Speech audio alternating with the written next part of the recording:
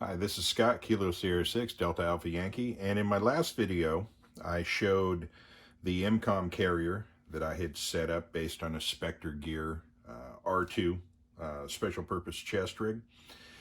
And in that video, I showed how I had my speaker mic and earphone, or rather earpiece set up, and I wanted to show an alternative setup that I've kind of been playing around with that might be of interest to others, particularly because I haven't seen a whole lot of reviews on this particular headset. And that's the Heil or Hail. I don't really know. I've never spoken to anyone from the company to determine exactly how that name is pronounced. In any event, Heil. They're very popular headsets for ham radio, particularly the Pro 7 series is used by a lot of HF operators, and they're known for making some particularly good gear. They make very good microphones, in fact, both for radio applications and studio applications as well. But for this application, they make a specific headset, actually two types, that are made for HTs. And it's their HTH series, and they have the single side, and they also have the double side. I haven't played with the double side, indicating that there's two earpieces rather than just the one. I've not seen one of those yet. If I get a chance, I'll pick up a set. But I like to, if I use any kind of headset, I like to have one ear uncovered, if at all possible. So these actually work better for my purposes. But this is, again, the HTH. There are three types. They have, and each of them is going to be marked on the inside. This is the HTH i2, which is for the ICOM. And what they mean by that is the headset itself is the same for all of them. They're talking about the actual plug set. In case you're not aware of it, that may look like a K plug or the type of plug that the Baofangs use, but it is different on the ICOM. The spacing is different, and the plugs themselves are slightly different. So you can't use a hand mic or speaker mic for a Kenwood system and have it work with ICOM. So I have the, of course, there's the I type, and then this here is a K type, because the Anytone radio uses the K plug or the Kenwood plug, same as the Baofangs, a lot of the Chinese radios, etc. So I have these, and then I also have a Y plug, which is for the Yaesu, and that's just got the single 3.5 plug. But I wanted to see how this worked, because it is admittedly a much more compact and controlled system. I don't have all of that stuff up here. Everything's a little lighter, a little more efficient. My main concern was whether or not this headset would stand up to some rugged outdoor applications, and that still remains to be seen. Excuse me. It's pretty well designed for what it is.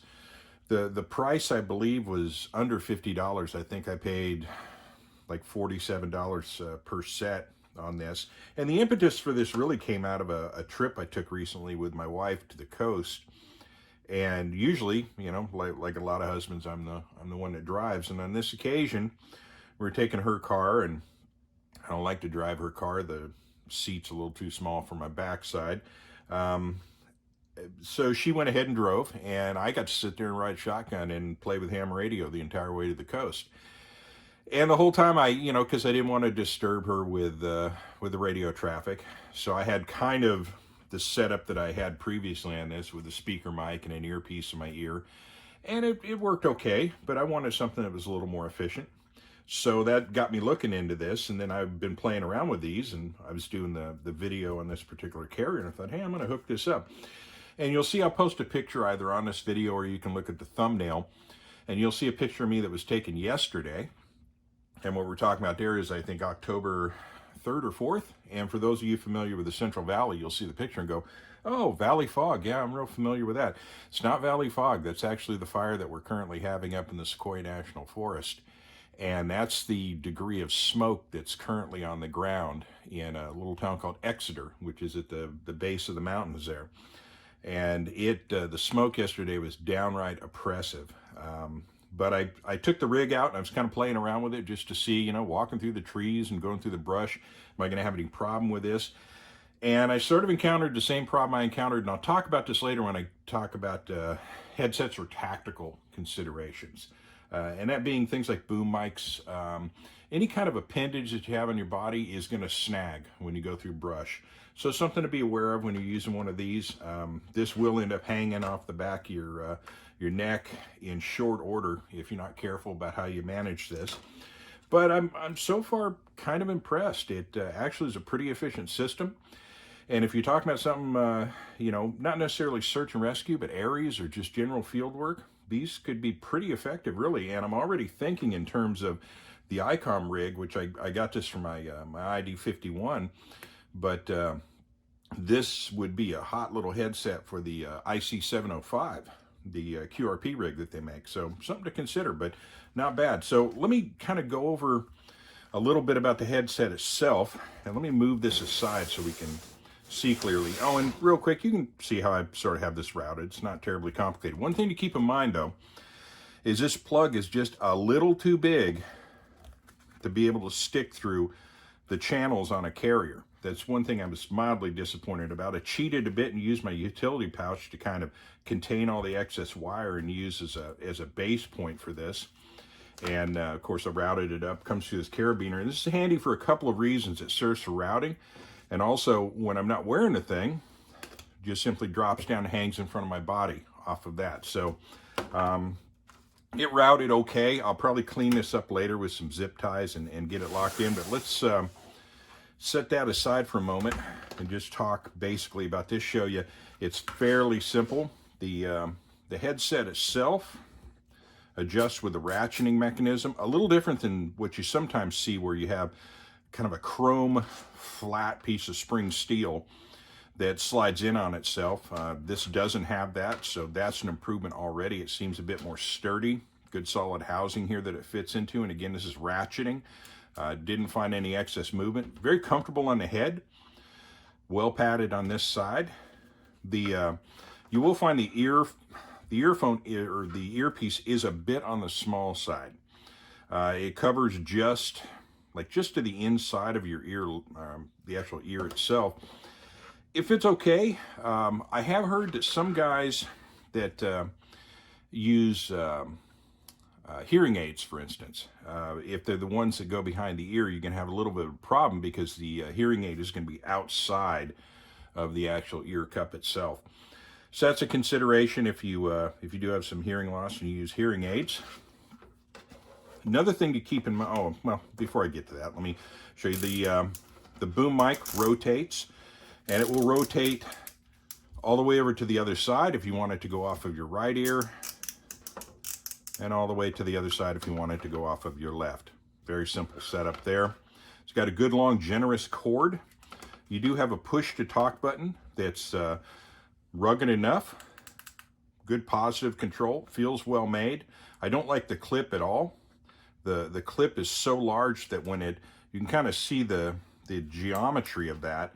If you clip that to something, it's angled off in a pretty aggressive direction. I may go at that with a pair of pliers or do some bending, or I may just eliminate it altogether and go with a strip of Velcro on the back. The plug, well made.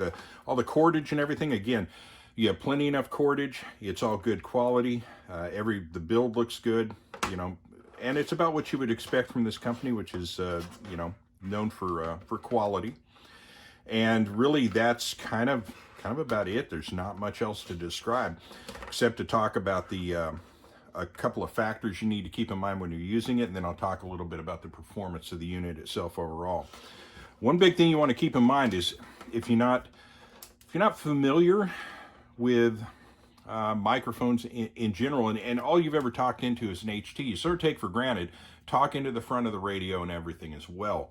Something to keep in mind here, and you can sort of see this from above. You see this offset to this side. This side looks a little thicker than that. Well, we'll take this little booty off, and first thing you're going to notice is this microphone needs to be, this portion needs to be pointed towards your face.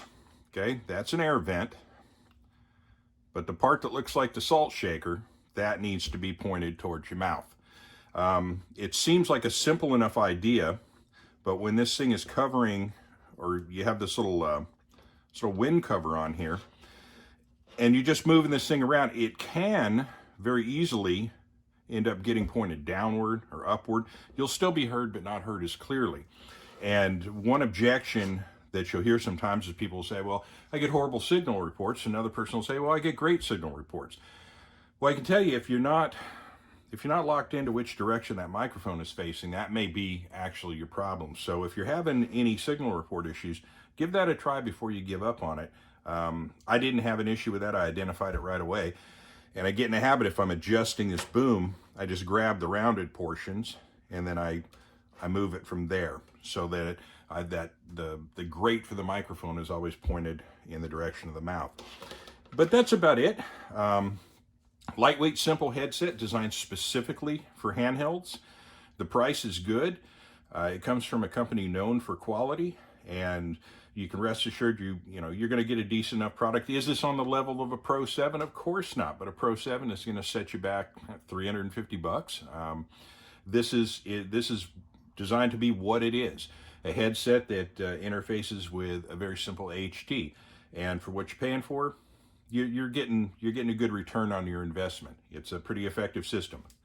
I don't know necessarily if I would use it for something that you would consider tactical.